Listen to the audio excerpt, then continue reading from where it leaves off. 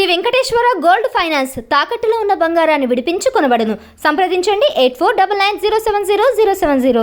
ప్రశ్న పుండాకోర్ రావణ్ అనాలా, ఇంకొకటి అనాలా, ఆడు హేతువాద్ అంటాడు, ఆ దేవుడిని పూజిస్తా అంటాడు, ఈ దేవుడి గురించి మాట్లాడతాడు, ఏంటేంటో చెప్తాడు. రావణ్ అంటే హేతువాద్ ఎలా అవుతాడో, హేతువాద్ అయితే రావణ్ ఎలా అవుతాడో, లేకపోతే జోసఫ్ ఎలా అవుతాడో వాడికే తెలియాలి. సరే ఇవన్నీ పక్కన పడేద్దాం.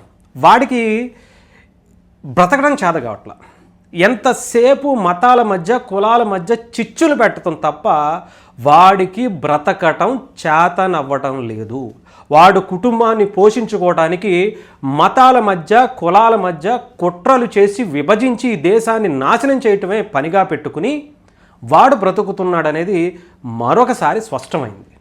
నిన్న ఒక మీటింగ్ పెట్టుకున్నారు. ఎవరు పెట్టారో ఏంటనేది నాకు తెలియదు, కానీ వెనకాల చూస్తే నాకు అర్థమైంది. ఈ పుండాకోరుగోడు మాట్లాడేటువంటి భాష మాటలతో కూడా ఇంకొంచెం స్పష్టత అయితే వచ్చింది. దళిత క్రిస్టియన్స్కి సంబంధించినటువంటి సభ. దళితుల క్రిస్టియన్సా? అక్కడ ఉండేవాళ్ళు ఎవరైనా కావచ్చు. అక్కడ ఉండేవాళ్ళు ఎంత పెద్ద స్థాయిలో చదువుకున్న వాళ్ళు కావచ్చు, ఎంత గొప్ప స్థాయిలో ఉద్యోగాలు చేసిన వాళ్ళు కావచ్చు, జడ్జులు కావచ్చు, ఇంకొకళ్ళు కావచ్చు. దళితుల క్రిస్టియన్సా? ఫస్ట్ క్లారిటీ తెచ్చుకోండి.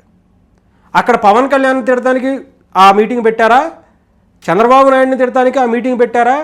హిందువుల్ని తిట్టడానికి కించపరచడానికి మీటింగ్ పెట్టారా? ముఖ్యంగా బ్రాహ్మణులను కించపరచడానికి ఆ మీటింగ్ పెట్టారనేది మీరు క్లారిటీ తెచ్చుకోవాలి. దళితుల్ని క్రిస్టియన్స్కి సంబంధించినటువంటి ఆ ఏదైతే వాళ్ళు ఏదో కోరుకుంటున్నారో దానికోసం పెట్టారు. దాని గురించి మాట్లాడాలి, దాని గురించి డిమాండ్ చేయాలి, దాని గురించి కార్యాచరణ ప్రకటించాలి. అంతేగాని పవన్ కళ్యాణ్ని తిడితే వచ్చేస్తుందా? చంద్రబాబు నాయుడు గారిని తిడితే వచ్చేస్తుందా? రాధా మనోహర్ దాస్ అనేటువంటి వ్యక్తిని తిడితే వచ్చేస్తుందా? లేదా వేరే విధంగా వెళితే వస్తుందా అనేదాన్ని అందరి అంగీకారంతో తెచ్చుకోవాలి. అంటే ఒకళ్ళని తిట్టి ఒకళ్ళని కొట్టి గొడవలు సృష్టించి మతాల మధ్య కులాల మధ్య విద్వేషాలు రెచ్చగొట్టి తెచ్చుకోవడం అనేది సాధ్యమా అనేదాన్ని అక్కడ ఉండేవాళ్ళు పెద్దలు ఆలోచించుకోవాలి. ఇకపోతే మొట్టమొదటిగా నేను ఒకటి చెప్తా. దళిత క్రిస్టియన్స్ అనే పదాన్ని వ్యతిరేకించినటువంటి వ్యక్తి మన దేశంలో ఎవరైనా ఉన్నారు అంటే అది గౌరవనీయులు బాబాసాహెబ్ అంబేద్కర్ గారు. ఆయనకి మించినటువంటి వ్యతిరేకించినటువంటి వ్యక్తి నాకు తెలిసి ఎవరూ లేరు. భారత రాజ్యాంగం రాయటంలో కీలక పాత్ర వహించినటువంటి వ్యక్తి, భారత రాజ్యాంగ రూపకర్త అయినటువంటి ఈ బాబాసాహెబ్ అంబేద్కర్ గారు రాసినటువంటి రాజ్యాంగం ఆయన అన్ని విధాలుగా ఆలోచించి కులాలు వర్ణాలు ఇవన్నీ కూడా హిందూ మతంలోనే ఉంటాయి, వేరే మతంలో ఉండవు కాబట్టే వాళ్ళకి ఇవ్వలేదు.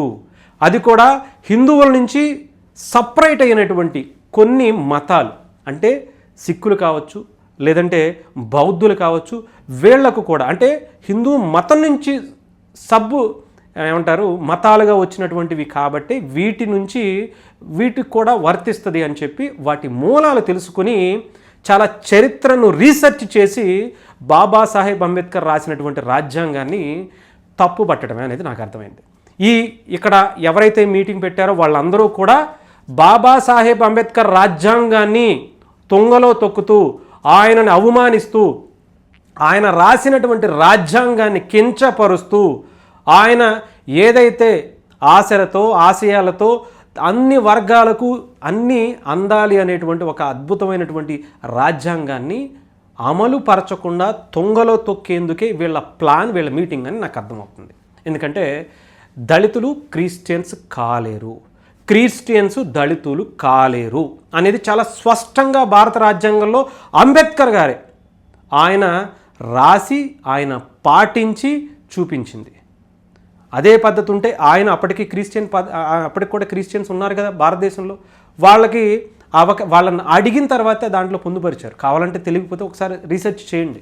చాలామంది కూడా బాబాసాహెబ్ అంబేద్కర్ గారు ఆయన జీవిత చరిత్రలో కావచ్చు, రాజ్యాంగంలో కావచ్చు, లేదంటే అప్పటికి సంబంధించినటువంటి అనేక గ్రంథాలు పుస్తకాల్లో చాలా క్లియర్గా కనిపిస్తుంది.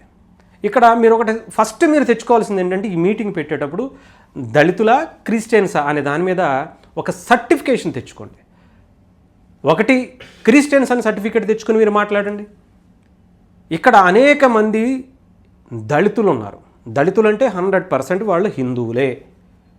దళిత్ అనేటువంటి పదం హిందువులలోనే ఉంది, సనాతన ధర్మ మూలాల్లో కూడా ఉంది.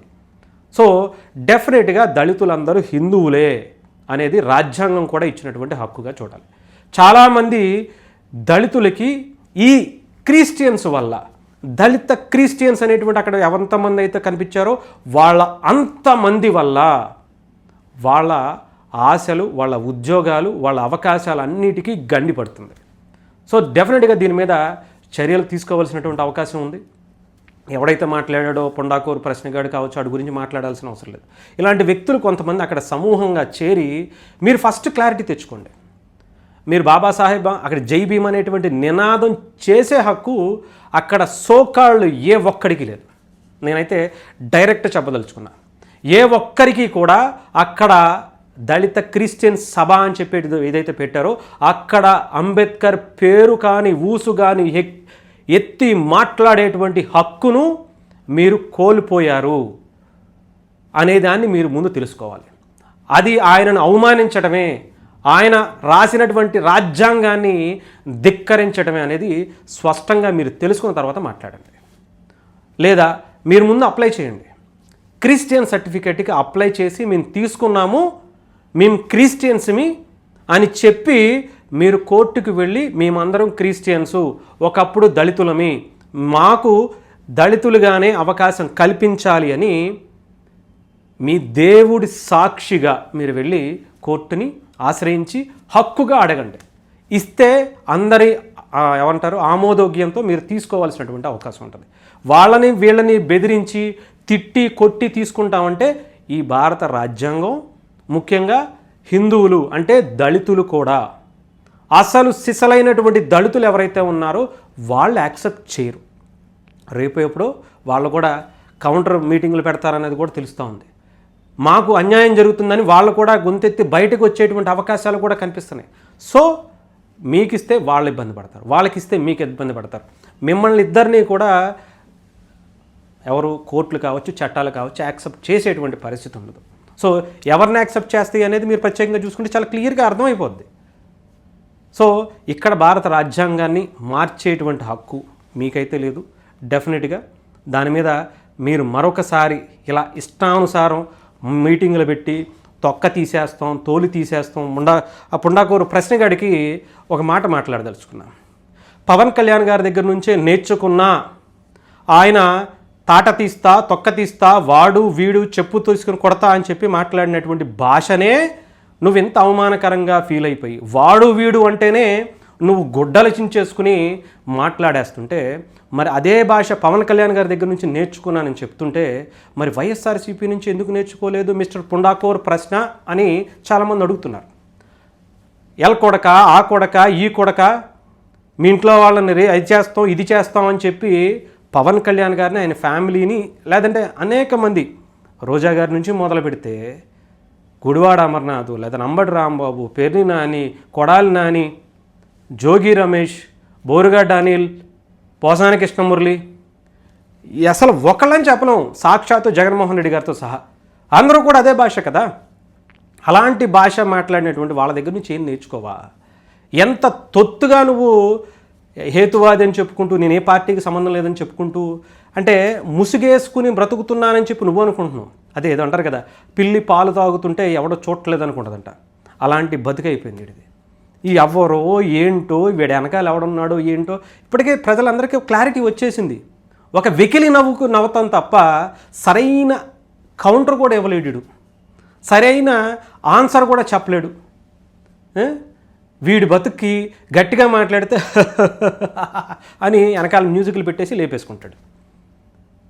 డిబేట్ పెడితే మంచోడితో సమాంతరమైనటువంటి వ్యక్తితో పెట్టు. ప్రకాష్ రాజు లాంటి ఒక ఈ దేశానికి టెర్రరిస్టులతో లింకులు ఉన్నటువంటి వ్యక్తితో కాదు, సమాజాన్ని విచ్ఛిన్నం చేయాలనేటువంటి కుట్ర పన్నినటువంటి ఆ వ్యక్తులకి సహాయం చేస్తున్నటువంటి ప్రకాష్ రాజు లాంటి వ్యక్తులతో కాదు, మాలాంటి వాళ్ళతో పెట్టు డిబేట్.